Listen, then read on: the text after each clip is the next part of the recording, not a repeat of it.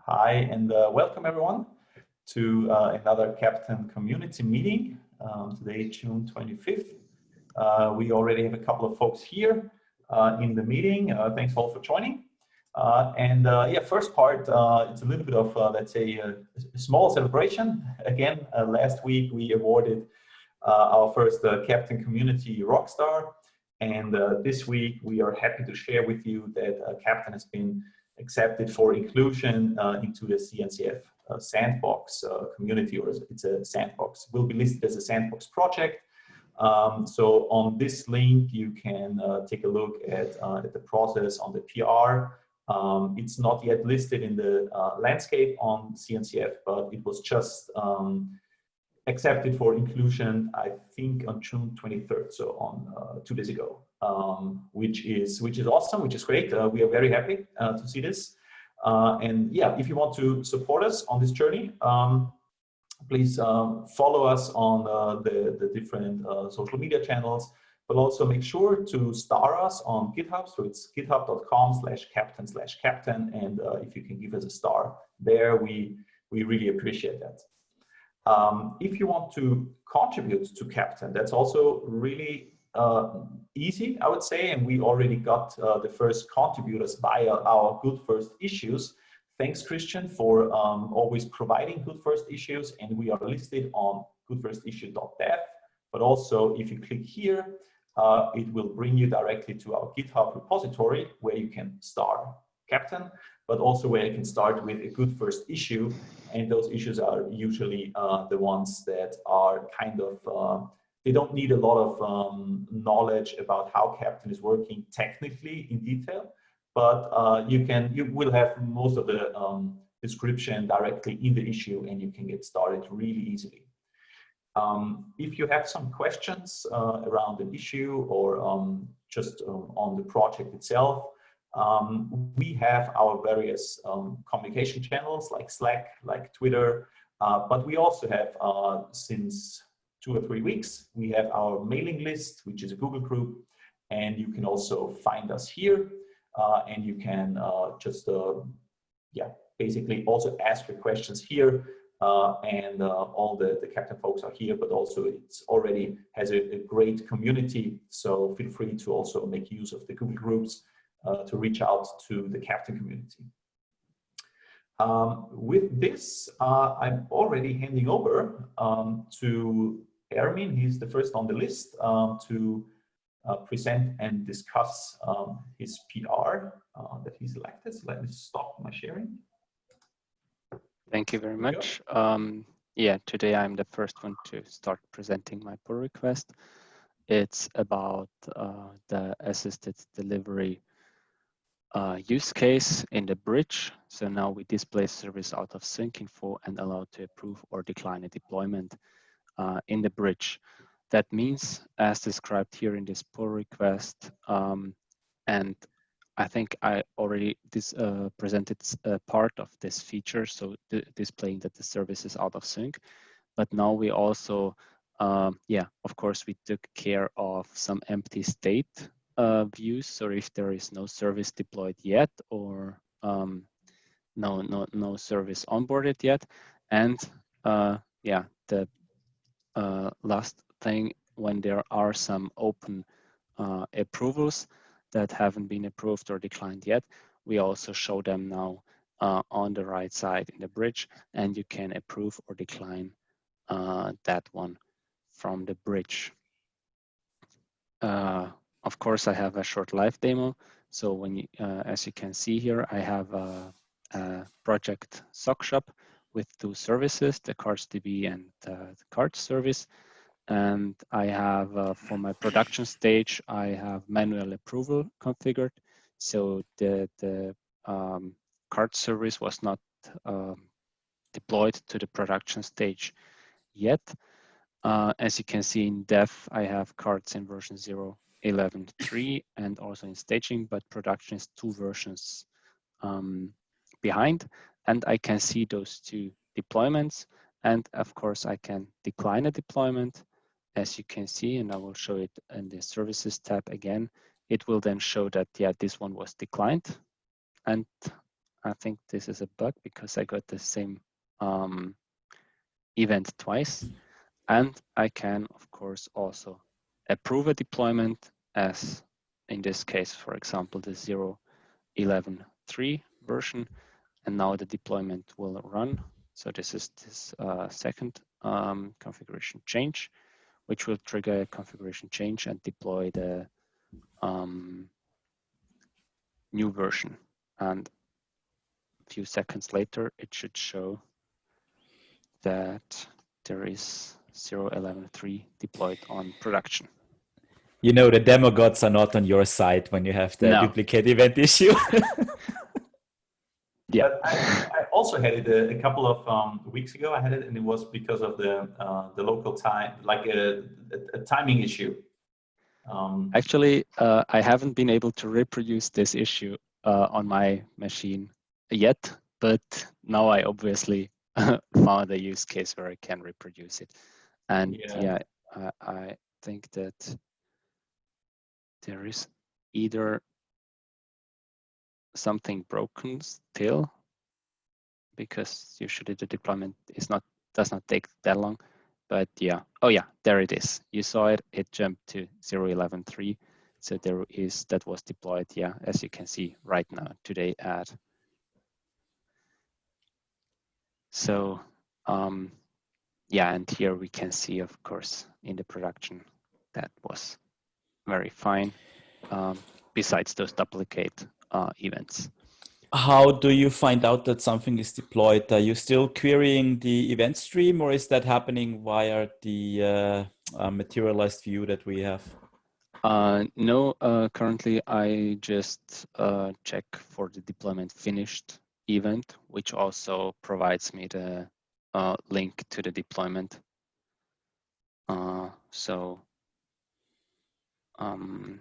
Yeah, that's not yet using the materialized view information. Okay, but do you know if the information is there, or is it? Because I think the deployment finished event, I think that one is quite early. That is just the canary stage, and it's not deployed on primary yet. Yeah, I'm not sure if I have that information in the materialized view yet. I have, for example, I can fetch all the latest events by type, so I could fetch the latest deployment finished event. But the very latest deployment finished event could also be deployment finished on a dev stage. So okay, yeah. Well, Christian, that's a great point that you're bringing up. Sorry that I interrupt, but should we think about introducing validated deployment, like meaning something was deployed and then we run at least a set of health checks to make sure that it's really deployed, or do we assume that deployment finish is really only sent, but when it's evaluated that the service is up and running? Yeah, I'm not sure. I think it's out of scope for what we're developing right now, but it's certainly for the next version when we work on a shipyard controller, workflow engine, etc. So for that's certainly something to think about. Anyway, let's follow up on this issue maybe on GitHub, or I'll create a follow-up issue, in fact, where we can discuss the whether the API has the information or needs it, and maybe then Andy, you can also bring your point into it, because then we also need to consider the difference between a version that's being tested and the version that has been evaluated successfully. Yeah, I think both is needed. Yeah, thank you very much. And actually, I'm handing over to Christian. Thank you. So let me share my screen. There we go. So today, actually last week I already have shown you a little bit about my enhancement proposal number 18 that I'm working on. This is about simplifying our installation method to not install Istio and to not install Nginx Ingress. Basically, get rid of third-party dependencies. The reasoning behind this, I'm just gonna go into the nicer view here. The reasoning behind this basically is that many users have already told us that they have Istio installed and they have been using the experimental flag for reusing the ingress anyway that we've provided here in the docs. So like the ingress install option reuse has been used quite often apparently, although we've marked it as experimental. Most people have treated it as production ready. To be honest, it did work, so good. But that basically tells us people have Istio installed anyway, and they don't want us to install Istio. And in fact, it goes as far as some people really have a policy that they're not being able to install Istio, and they need to work with whatever they get. And then this also creates some problems.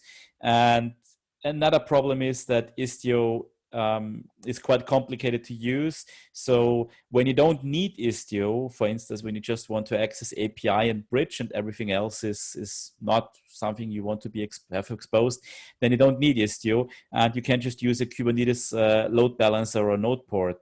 And that's something that most people that know Kubernetes can work with. Istio instead, well, if you haven't touched Istio, then don't do it. Just use load balancer and node port. You don't need a service mesh for simple tasks. So there's a couple of more reasons that I don't want to go into, but basically I've written that down in the cap. And what I want to show you today, and what I would ask you for comments either now or afterwards via Slack, email, or on the enhancement proposal itself, is the installation, what it would look like for the user. So we don't need to go through technical details, but I think this is a good starting point. Let's talk about what does it feel like for the user to install Keptn, assuming that this enhancement proposal gets implemented. So the full installation, I'm saying Google Kubernetes Engine here because I know it works with what we're doing. It might work on different Kubernetes providers like Amazon and Azure, but it might work slightly different. But the full installation is something that is a little bit more involved, obviously, because our full installation, if you want to use blue-green deployments, requires Istio. And we're linking, and that's what we will do in the docs. We're linking to the docs of Istio. There's a nice getting started guide on how to install Istio in a demo profile. So it's really not something I would recommend for production, but this is what you can use if you don't have Istio installed and you don't want to read like through all the docs, then just use this to install Istio. And after that, you would install Keptn via the typical Keptn install command, but you can select a Keptn API service type right now here and say, I want to automatically expose the Keptn API via a load balancer. So this is one of the options that we will introduce with this cap. What that does is, obviously, it installs Keptn, all the dependencies or all the services that you need to run it. But there is actually no third-party dependencies that come except for the ones that are really core or central dependencies like the nuts messaging queue and MongoDB for storing things. But other than that, everything is just pure Keptn code. And once that is installed, it exposes the API via a load balancer, and this is where GKE comes into play. GKE provides you a very nice and convenient load balancing service, similar to, I'd say, AWS and Azure, but it's important to know that the cloud provider needs to provide the load balancer and not Keptn. Anyway. I would have a question. So if someone forgets the option to specify the Keptn API service type load balancer, would it be possible to expose it afterwards like we do with the bridge? Yes, but that's also something, I've written it down above, but I have an example below here as well. The idea here is that we don't want to mess around with that too much. So on Keptn install, the installer has higher privileges. That was something of the some of the things that have been explained the last week, I think. So we've been playing around with privileges, and we've stripped as many privileges as possible. So modifying a service of Kubernetes and setting it to load balancer requires some privileges, like write privileges on the cluster that we don't want to give away just like that. So we would like to dedicate that to the user. So for the installer, okay, the installer needs to do some things, obviously, but if you want to mess around with this afterwards, we would like to point you to the kubectl patch command, where you can just patch a service, like in this case, bridge, and adapt the spec to type load balancer or node port or cluster IP. I have examples in that document that you can look at. Anyway, once the installation is complete, it is still possible for the CLI to automatically detect where the Keptn API is running and to automatically configure the Keptn CLI locally with the IP address of the Keptn API. So for instance, HTTP 1234. Please note, this is important here, HTTP, not secure. So this example here is really just a demo environment. And if you want SSL support, you need to deal with it by yourself. But that's the recommended way anyway, because why would you trust Keptn to generate an SSL certificate when there has been plenty of software written that does that much better than Keptn? For instance, Cert Manager for Kubernetes. There are tutorials out there to get Let's Encrypt running with any ingress gateway also or alike, and it just works. So yeah, let's assume the authentication has worked and you don't need to deal with bridge. The next step for you in the full installation is to take a look at Istio again. So Istio will have a public, or will have an IP address and the port that you need to gather via this command. By the way, this was something that is in our installation method, in our installation script. It has done exactly the same. It uses this command to get the IP address and port of the Istio ingress gateway, and you need to note it down. And after that, you need to create a config map where you store your host name. So this is the equivalent of our previous Keptn configure domain. Basically, you store a host name in a config map, and in this case, it's like 5678.nip.io. But again, that's a demo setup. For production traffic, you would have your own domain, or if you're using AWS, you would have your own domain anyway for like Elastic load balancing and stuff. I'm aware this is a lot of information that's being processed, but in the end, it's like 1, 2, 3, maybe. So in the best case, it's 1, 2, 3, 4 commands you need to execute instead of just having Keptn install. And in the worst case, you need to do some troubleshooting and you learn some things about Kubernetes. That is the full installation, obviously. Now, I want to jump ahead and also show you a little bit about the control plane installation or the quality gates installation, what it used to be. Can I just jump in here? Because we got questions from the community, and thanks for using the Q&A feature with the questions.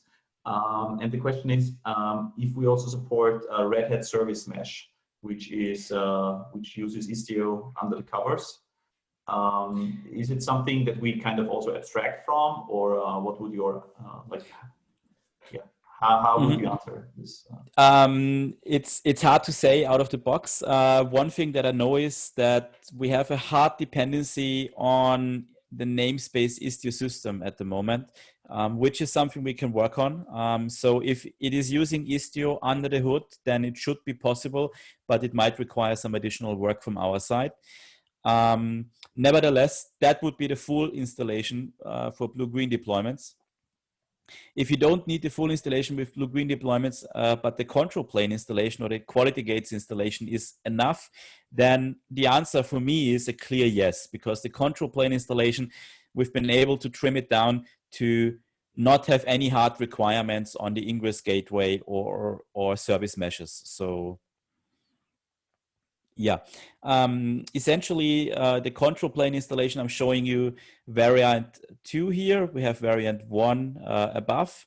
Variant 2 is not using a load balancer to expose every single piece of Keptn, but it's using ingress objects, which is something that has been introduced, I think, with Kubernetes 1.14. So in this variant, we install Keptn. We don't have a pre-requirement right now, unless you want to use like a specific ingress controller. Obviously, you have to install it yourself. But for Keptn itself, you can just install it like this. And after that installation, you're basically done with the control plane. The only caveat here is we've exposed the Keptn API using service type cluster IP. So you cannot reach it from the outside. And to reach it right now, you would have to do a kubectl port forward, which is definitely not very convenient. And this is where the ingress controller like Istio or Nginx or Traffic, and I know I have a typo here. I have that fixed in a local commit. I still need to push it. But the local, the ingress controller is where you can work with an ingress object right now. And this is what an ingress object basically would look like. The most important part is you need to specify a host, and you need to tell the ingress controller where this host is routing traffic to. In this case, it's routing it to API gateway port 80.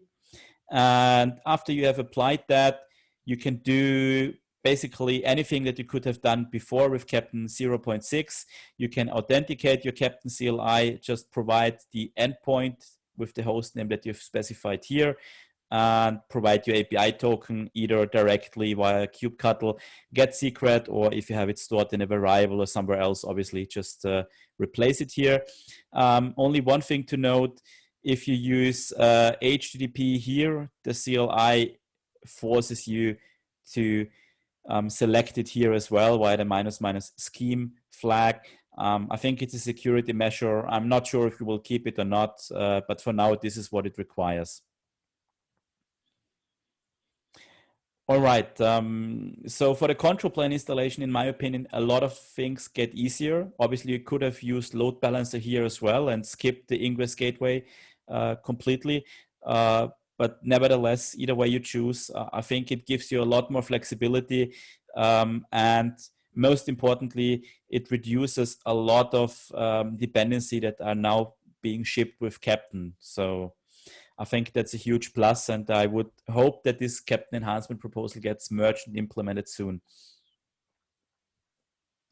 Yeah, I know that we got some very good feedback from the community. So Sergio, he's not joining the meeting today, as far as I see, but he's very much in favor of abstracting the actual ingress more.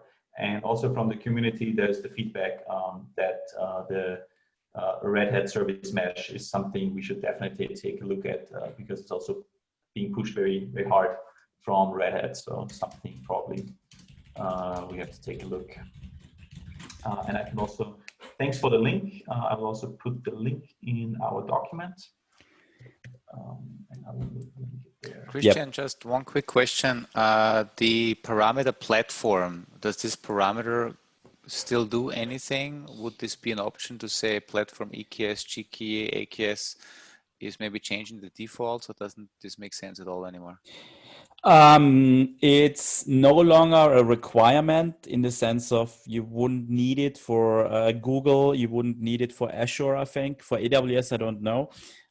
You will definitely need it for OpenShift because there are some differences with OpenShift, but the parameter is getting less and less important. So I can think that the installation on Google Cloud could also work by just saying Keptn install platform Kubernetes. It's not part of my KEP, although, but I think it's a good follow-up issue that we should consider to maybe simplify that as well. Does that answer your question? Yeah, it does. Yeah. And I think also the all the changes, I mean, as you know, that Sergio, he created the Keptn in a box, and then Thomas created the keys. So that basically just means that obviously these scripts that they are providing, they just need to take care of installing on a fresh Kubernetes cluster an ingress and maybe a load balance or whatever. But it's the much better option because they are now under control on what they want to install, so that they can even extend these demo packages or these installation packages with any type of ingress, any type of load balancer. Yeah. Absolutely. I tried it actually. Actually, let me put this pull request up first. So Keptn GitHub.io repository, so our documentation, I have a pull request and I'm jumping right into the preview. What I've done is, this is the Keptn Quality Gates installation using manifest for 0.6. And with what I just told you, like getting rid of Istio and Nginx, I took the time to also check if my assumption, if my enhancement proposal would work with Keptn 0.6, and the answer is yes, it would work, and it does work. And what I did is I have enhanced the access the Keptn API section here by what would it look like to use the Kubernetes service type node port. Most of the commands here are obviously directly written by kubectl, so they have nothing to do with Keptn. It's really just exposing Keptn via built-in Kubernetes services, and also using a Kubernetes ingress object. I've described it here as an example that does work with Keptn 0.6. So basically that should also help people like Sergio that are building great pieces of software around Keptn 0.6 right now. And the funny part, or the interesting part I want to mention here with the Kubernetes ingress object, I have followed a DigitalOcean tutorial about Nginx ingress and Let's Encrypt, and it took me like 20 minutes to get the Keptn API exposed via a Let's Encrypt SSL certificate with that tutorial. So it shows us the great benefit of just using built-in Kubernetes options instead of doing it ourselves. All right. Any more questions or any more feedback on that, Cap? Or on the exposing things and services using Kubernetes objects? Also nothing from the community? No, okay. Right now, no. I know that a couple of folks, they are excused for today. They have other duties, could not join. I was just talking to Christian Heckelmann in another call. Unfortunately, he cannot join. So my question would be, the CAP 18, it's about to getting like implemented quite soon, or is there still option for feedback from the community, or how should we basically deal with CAP 18? So we would like to get some feedback, but we would also like to get started on implementing next week. So I'd say by the next community meeting, there should be issues written down and will be presented in a community meeting. And maybe some of them have already been started implementing. So we would like to have feedback, but we would like to have it within, let's say, by Tuesday, if there is any. If it's positive feedback, obviously there is no implications, I guess, but if you want something changed, then that should be quite quickly. Nevertheless, I believe the feedback that we will get will not have a huge impact on the actual implementation, because the implementation is very, it reduces it to a very, very basic set of things that Keptn provides, and it requires us to document it better, basically. Yeah.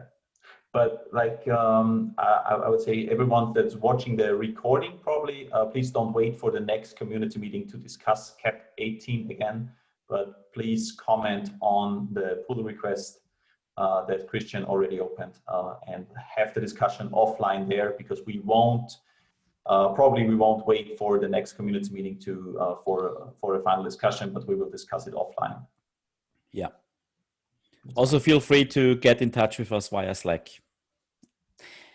All right. So I guess Christian Heckelmann and Sohaib are not presenting today. So no, unfortunately, they can't join.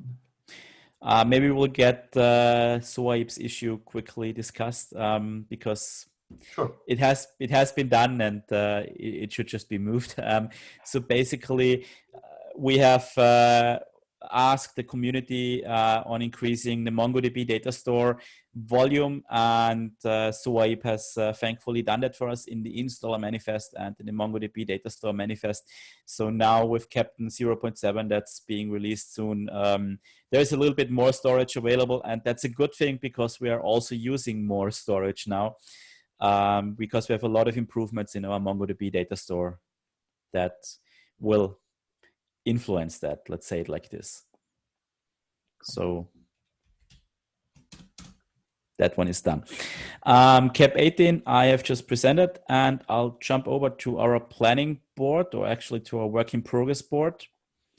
There's plenty of issues ready for review. Florian cannot join us today, so we'll discuss them next time. Ermin, I think yours have not been merged yet, so we can leave it here as well. think Ermin dropped. Yeah. Then Johannes is also on vacation. He will present or work on this issue when he's back. The same is probably true for this one that's assigned to him. Do we know if Christian has any progress on the retrieve metadata issue? It's the one with the 1843 is Yeah. still in progress. So I guess it stays within progress. That's what we know. And for the issue 1781, he has created a PR already. If we find it here somewhere.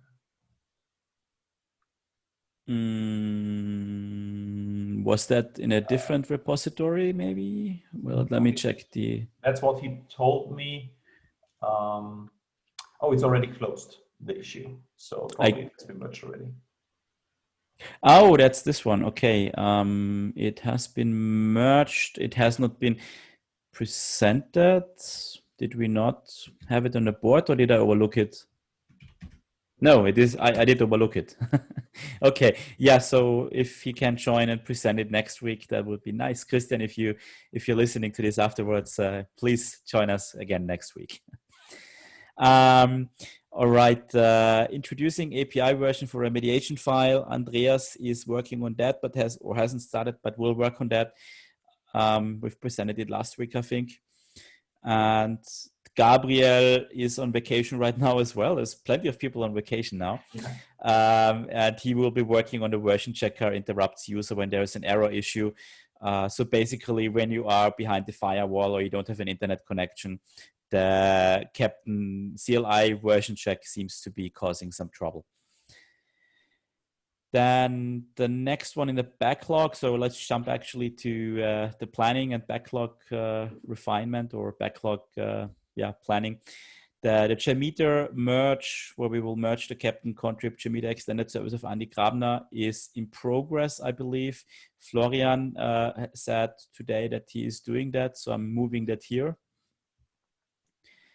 So then the next one is an issue for Keptn's bridge.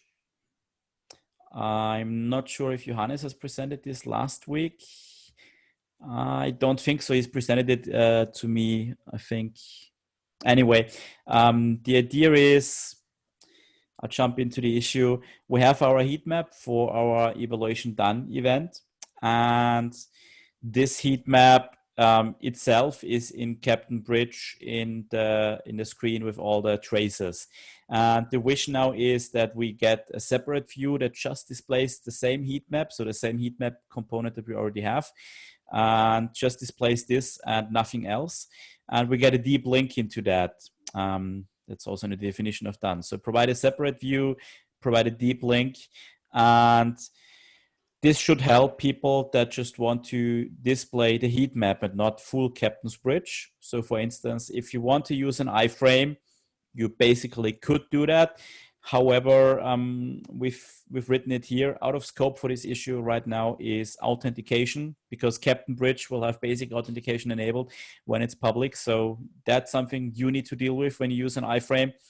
Also, if there is any course related issues, cross-origin requests, that's something that the end user needs to deal with it, not Keptn. And anything related to iframe security issues, I've written it down here twice on purpose because iframes generate a lot of issues. I can't stress this out, is not part of this issue. So it's really just providing a separate view and providing a deep link of that view. Oh, and to make it easier to guess the deep link, we will provide a button here in the normal evaluation done event screen that will just open this view in a new browser tab.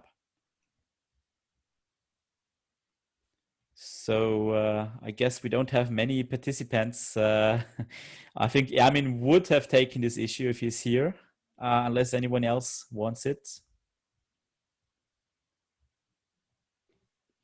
All right. I'm not sure what happened to Ermin. He's got an unstable connection, but I know that he will be doing that one.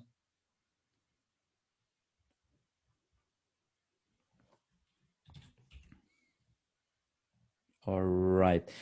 The next one is my cap. Actually, I'm working on the cap, so I'll assign it to me. But I will need some feedback and an approval. I can't assign it to me. I will need some feedback and I will need an approval, but I'll contact the people that can give me that approval. All right. Then the next one is an issue in Keptn examples. This issue is about introducing the app Kubernetes.io version metadata label into our cards and cards.db example. And if someone wants to do the extra work also in the Unleash server and the Simple Note service. And the idea behind this, I'll open the Kubernetes documentation for this, is it's a recommended label. And we've introduced some of them already because it was easier to introduce the name and the part of and the managed by label, because managed by would be Keptn in this case, and the part of would be the project name, and component would be database for the MongoDB and API or website for our cards microservice. But for version, we didn't have a semantic version at that point, or actually we still don't have a semantic version, but we can reuse the version of the Docker image. I think I've written that down here as well. Yeah, use the Docker image, and with that we should be fine. And the point why do we need this is actually for monitoring software that is monitoring the Kubernetes deployments and the Kubernetes pods. It can read the version field, not just the name, but also the version field, and maybe introduce some additional intelligence for monitoring data. So let's say you have, for instance, Dynatrace monitoring or also Prometheus monitoring, and you want to see why a certain service has a high CPU usage, and you can investigate on the service directly via Prometheus or Dynatrace, and will tell you, okay, it's version 1.3, and with version 1.2, you can look in the history, you can see that the problem did not exist. So there is some more intelligence that you can work with if you have that flag. A question from my side.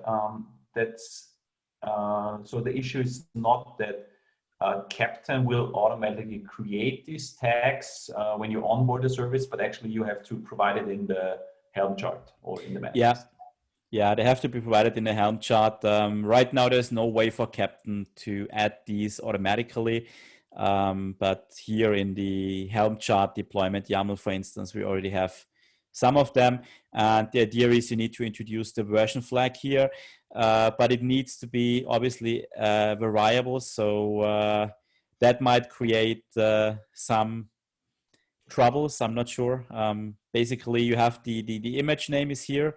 And with the image name, you get the tag. I'm not sure if you can actually extract it from here. So maybe this is more of a research and try it out issue rather than a make it perfect issue. But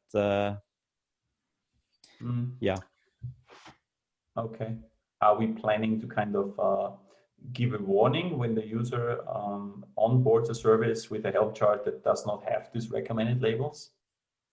Not at the moment. It's a good point, although I'll get that on my list. Actually, let's do it the other way around. Can you comment on the issue? Sure. Yeah. Let me just get it. It's in the examples repository. Anyway, is anyone that's here up to do that issue? I'll try it. Sandy. Okay. That's nice. I think I can. It also helps me to test one of the. In Dynatrace we are becoming more version aware, and that also allows me to then test that new capability. Oh, that's nice. Yeah. Cool. So then the next issue is a documentation issue. Basically, in the last couple of weeks, we've changed the behavior of Keptn configure bridge to force the user to use the --, user and password flag. Actually, we've introduced the flags and then we force the user to use them, because right now with the latest changes that Ermin did, Keptn's bridge uses the public API of Keptn, which requires authentication, and therefore Keptn bridge requires authentication, and we need to work around this a little bit by forcing the user to have the user and password flag. Otherwise, Keptn bridge would just expose the API, and that's not what we want. So it's basically just a documentation issue for Keptn 0.7. Look at any place where Keptn configure bridge is showing up and edit the documentation to use the -user and password flag. Is anyone up for that one? Because if not, Florian has told me that he wants to do this one.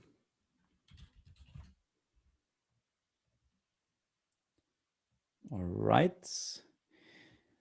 The next one is also something actually quite nice in my opinion.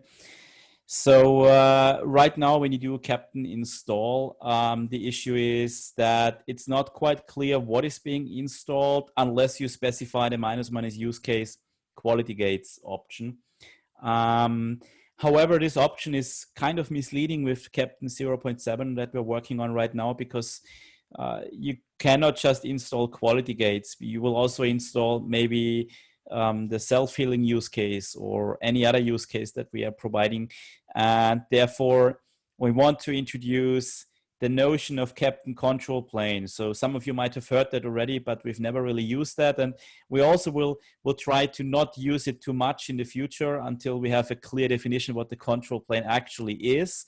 But think about the control plane as the minimum viable product that Keptn offers you to process events and to process certain things like a quality gate or a remediation scenario. So a remediation scenario might involve external services. They are not part of the control plane, but the fact that we can process remediation events or self-healing events or whatever they're called is something that is part of the control plane.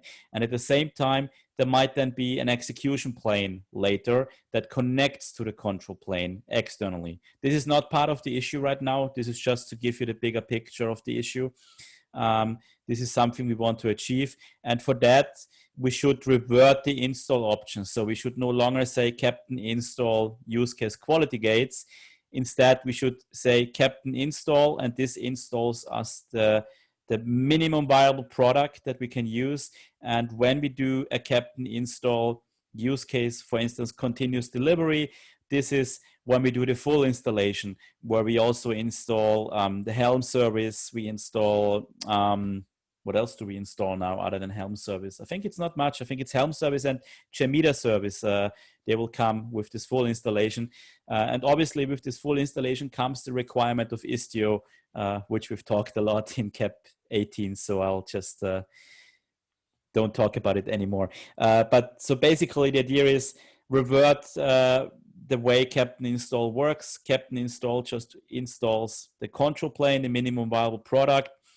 Keptn install use case quality gates will stay available as an option, but basically is an alias for Keptn install. And we will introduce Keptn install use case continuous delivery, which will install our continuous delivery components like Helm service and Jamida service. Are there any questions regarding this issue, or is anyone already saying that they want to do it? They want to do it?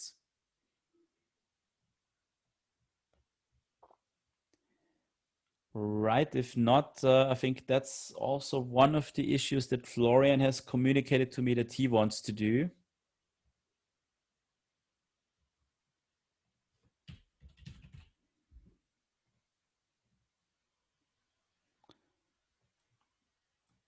But I'm looking forward to this issue being implemented.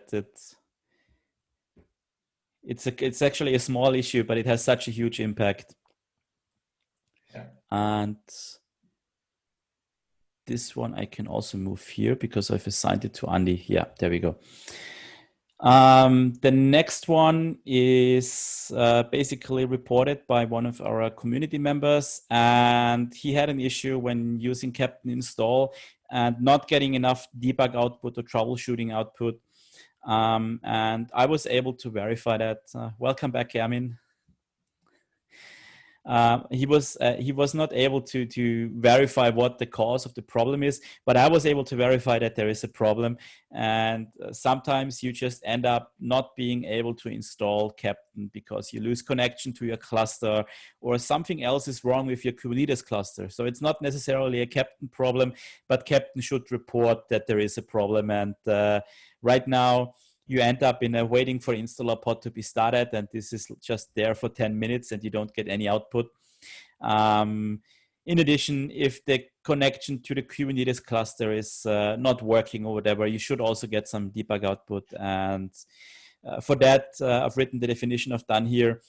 If the user specifies the verbose flag, we should log if a connection to the Kubernetes API can be established, or if it fails, it needs to be logged as well. We should log every command we execute when talking to the Kubernetes API or using kubectl, because that also helps the user in troubleshooting what was the last command that was executed.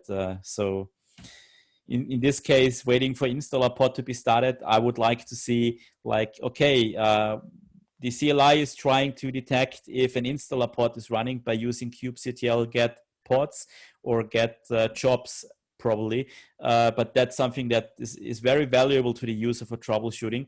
And where appropriate, additional messages really should be logged for troubleshooting purposes. So when we touch this, we just look through all other parts of the installer in the CLI that we should adapt the logging.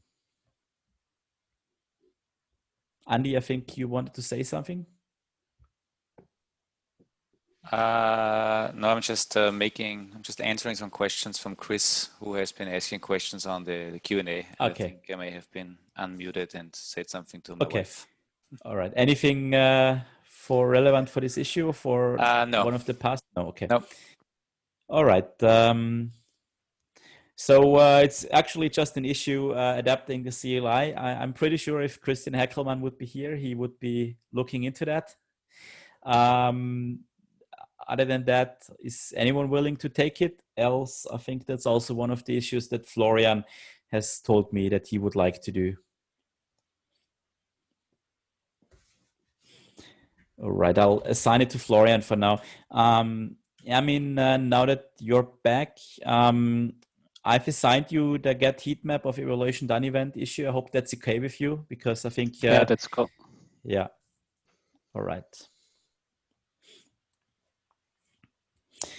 So, okay, we still have 10 minutes and we have 3 issues. I think that's a perfect match. Actually, that one, 1856, I can quickly talk about and then tell that Florian is doing it anyway, because it works perfectly with the previous issue. It's actually linked together. So sometimes the Keptn installation just fails with this message. And it's not clear to the user why it has failed.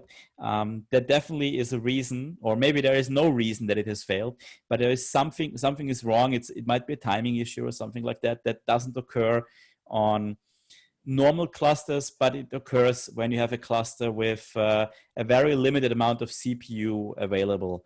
So for instance, if you have a weak laptop or a Raspberry Pi or whatever, any other microcomputer that has not enough power to run a Kubernetes cluster with many cores, we will run into that issue sometimes. In this case, it's Travis CI, but the issue will exist on other platforms as well. And I've took some time with the initial analysis and found that there is like a line that says if there is any error on std error or std out, then we return Keptn installation was unsuccessful.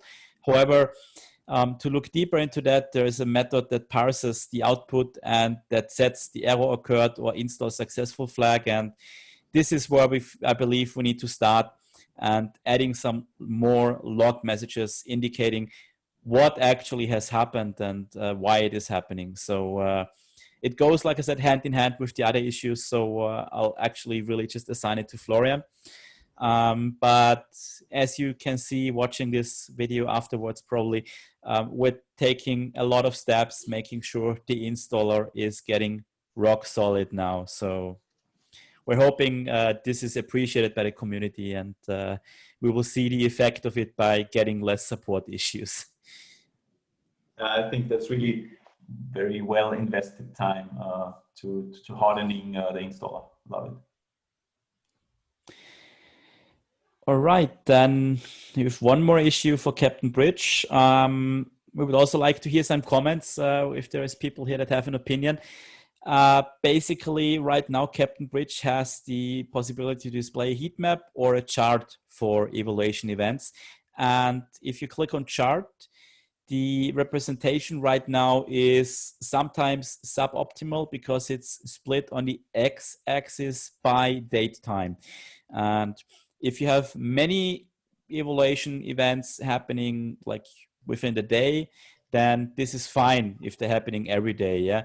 But let's say you have a company, let's say 9 to 5 and maybe 3 deployments every day, and you don't have deployments on Saturday and Sunday, and maybe also not on Friday because, don't deploy on Friday, then you have this gap. And this visual gap is really bad for the user.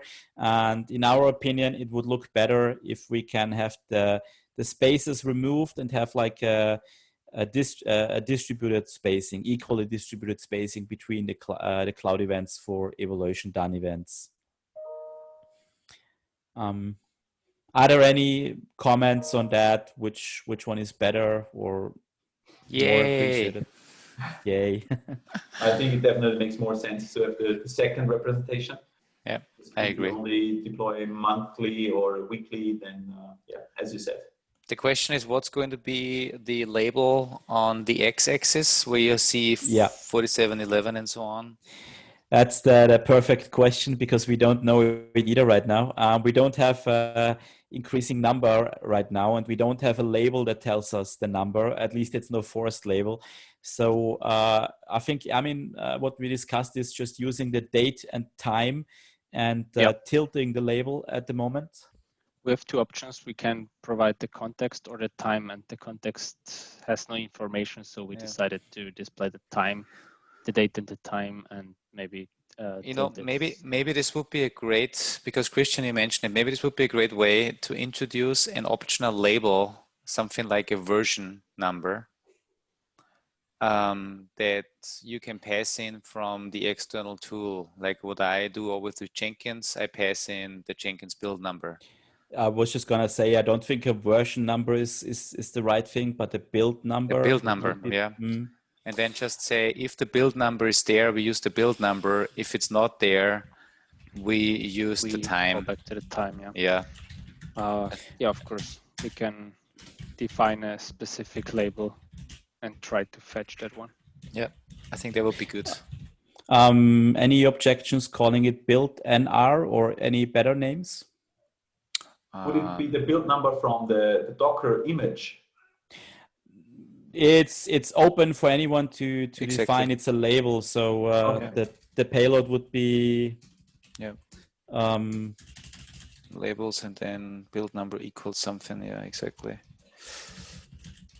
So because most of our users are triggering Keptn from any external tool, and they have some concept of a build or something like that. Exactly. Yeah, I would leave it as a string, obviously. So whatever you write in there is up to you, but we can define that as our best practice. We don't need to set anything in stone right now, but we can use that. Is build number okay, or is there any convention in the Jenkins community maybe that they are using? Well, in Jenkins it's the job ID, but I think I would actually. Thinking about it, I'd like ID. Number is such a, it has like a German touch a little bit because we abbreviate everything with numbers, and ID is, I think, more, It's good. No, let's do build ID. Let's do build ID. That's okay. All right. Anyone Sounds up good. for doing that issue then? I will take that one. All right. Did you have any comment, Ermin? I think I did interrupt you. No, that was just regarding to the build ID. That, yeah, I'm fine with that. Nice. Okay. Last but not least, there is a bug reported by Thomas. He wanted to fix it, but he didn't have time to fix it, so we moved the issue back into the backlog. In Keptn 0.6.2 and probably also in our current master branch, the Helm service is not using the environment variable configuration service. So we actually have that already in our manifest, I think, but we are not using it within the Helm service, which is not a problem at the moment, but it might create a problem afterwards when we at some point split the Helm service away from the cluster. So this is more of a cleanup issue and should be, in my opinion, rather easy to do, but Thomas said he did find some issues, so I don't know. Is anyone willing to take this? Okay, if not, I will leave it in a backlog. Maybe someone will contact or tell us next week that they are doing it. But for now, I think we are done with our planning. Thank you, everybody. Also, Florian, if you're watching this afterwards, thank you for telling me the issues you want to do. And Christian Heckelmann, if you're watching this afterwards, you're always welcome if you want to take one of the issues that we've discussed today. Yes, I think with that, we are closing this weekly community meeting. If there are more questions from the community, just please type them or indicate that you have some more questions. I think a couple of them have been answered in the chat. It was around SLI providers, if you can customize the sleep time in the Dynatrace SLI provider. Basically the gist of the answer was no, right now you cannot customize it, but there is no sleep time in general, but it's only sleep time if you're requesting metrics from the past to now, to like the time frame, which is exactly now. We have to sleep a little bit because Dynatrace as a SLI provider needs a little bit for data processing, and therefore Keptn waits to have all the right data then available. So no more questions were coming in. So thanks everyone for joining this week, and yeah, see you all next week. Bye. See ya. Bye-bye. See you. Bye.